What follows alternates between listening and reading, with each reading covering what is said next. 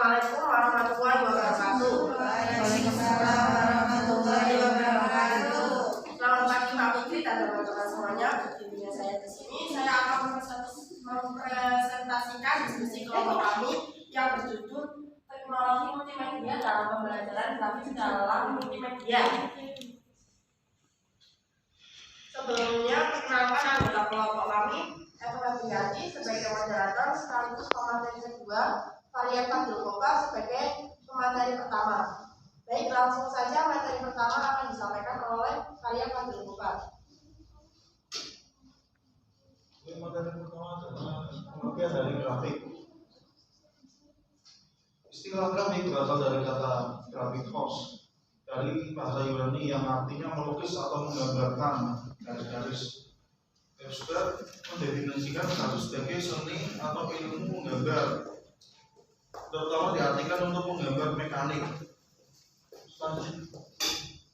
Kemudian pengertian grafik menurut para ahli, menurut Andrew dan Klemmerman 1996, grafik adalah garis, bulatan, kotak, bayangan, warna dan sebagainya dengan menggunakan program melukis.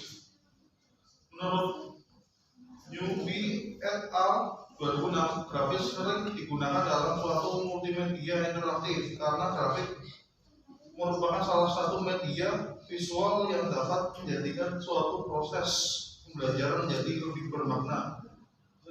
Materi selanjutnya saya membantu moderator. Baik, materi selanjutnya akan disampaikan saya sendiri. Jenis-jenis grafik. Satu, grafik garis atau ringkas, yaitu penyajian data statistik dengan menggunakan diagram berbentuk garis lurus disebut dengan garis lurus atau diagram garis. Diagram garis biasanya digunakan untuk menyajikan data statistik yang diperoleh berdasarkan pengamatan dari waktu ke waktu secara berurutan. Yang kedua, kolom atau grafik kolom, berguna untuk menyajikan perbandingan data pada satu atau beberapa seri data. Data pada grafik kolom disajikan dalam data poin berbentuk persegi panjang vertikal yang tingginya ditentukan oleh nilai data. Yang ketiga, grafik lingkaran atau pika. Grafik lingkaran adalah penyajian data statistik dengan menggunakan gambar yang berbentuk lingkaran. Bagian-bagian dari daerah lingkaran menunjukkan bagian-bagian atau persen dari keseluruhan. Untuk membuat diagram lingkaran, terlebih dahulu ditentukan besaran bentuknya persentase tiap objek terhadap keseluruhan. Terlebih dahulu ditentukan besarnya persentase tiap objek terhadap keseluruhan data dan besarnya sudut pusat sektor lingkaran. Grafik lingkaran lebih cocok untuk menyajikan data cross section, di mana data tersebut dapat disajikan bentuk persentase. Yang keempat, grafik batang atau bar chart, yaitu grafik batang umumnya digunakan untuk menggambarkan perkembangan nilai atau objek penilaian dalam kurun waktu tertentu.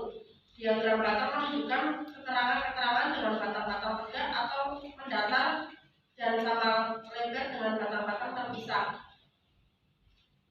Selanjutnya, penggunaan grafik dalam aplikasi antara lain sebagai ilustrasi dan meringkas data-data, memilih warna background dan icon untuk menyediakan keseragaman dan keberlanjutan dalam aplikasi. Integrasi dari teks, foto, dan grafik untuk mengekspresikan konsep atau informasi. Menunjukkan image, simulasi dari lingkungan yang ada, menjelaskan proses, menjelaskan struktur organisasi, ilustrasi dari lokasi. Baik, selanjutnya adalah sesi tanya jawab. Apabila ada teman-teman yang mau bertanya, bisa langsung menyebutkan nama untuk pertanyaan. Kami buka tidak pertanyaan.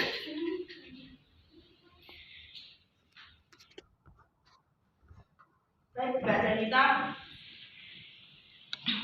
Perkenalkan, saya Devita Sulisyaningrum ingin bertanya, apa saja kendala yang sering dialami seseorang ketika membuat desain menggunakan grafik batang atau bar chart?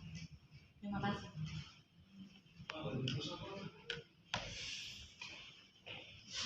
Baik, Mbak Upa. Terima kasih Mbak Eva, saya Eva Tukang Sanas. Kan tadi sudah dijelaskan mengenai grafis. Apa manfaat dari grafis itu? Terima kasih.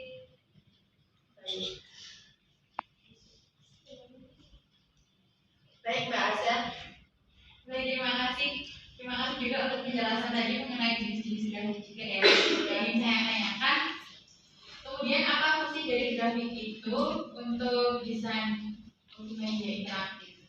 Mungkin kayaknya dalam pembelajaran. Terima kasih.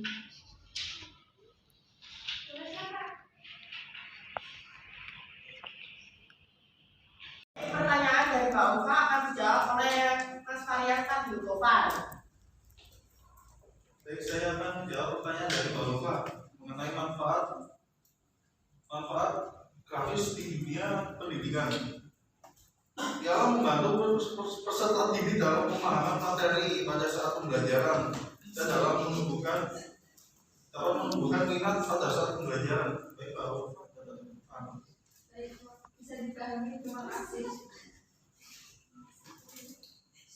Dari Mbak Asya akan dijawab oleh Mas Varian Tabiutopan.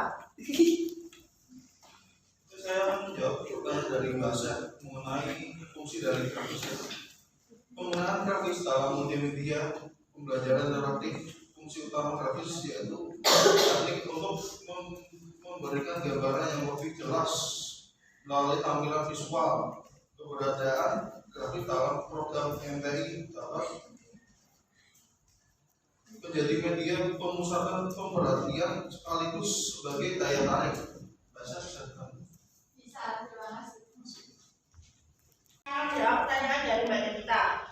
Tadi soalnya apa saja kendala yang sering dialami seseorang ketika membuat desain menggunakan grafik pattern atau bar graph, yaitu terkadang seseorang sering salah dalam memahami data yang akan dibuat sehingga dalam penyajian datanya kurang tepat. Kesalahan tersebut bisa berupa tidak tepatnya keterangan yang disampaikan maupun kesalahan meletakkan informasi.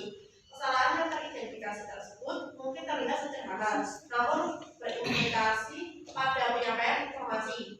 Biasanya terdapat pula seseorang yang kurang memahami sebuah konsep matematis. Ini dapat menyajikan penilaian tentang kemampuan untuk mengenali dan memahami komponen yang ada pada grafik. Karena dalam membuat grafik, batangan biasanya melibatkan dengan konsep matematis. Apakah bisa dipahami, Mbak Devita? Bisa dipahami, terima kasih. Sekian presentasi dari kelompok kami. Apabila ada kekurangan, mohon maaf, dimaafkan. Semoga apa yang saya sampaikan bisa bermanfaat untuk kita semua. Ini dari kelompok kami yaitu anak-anak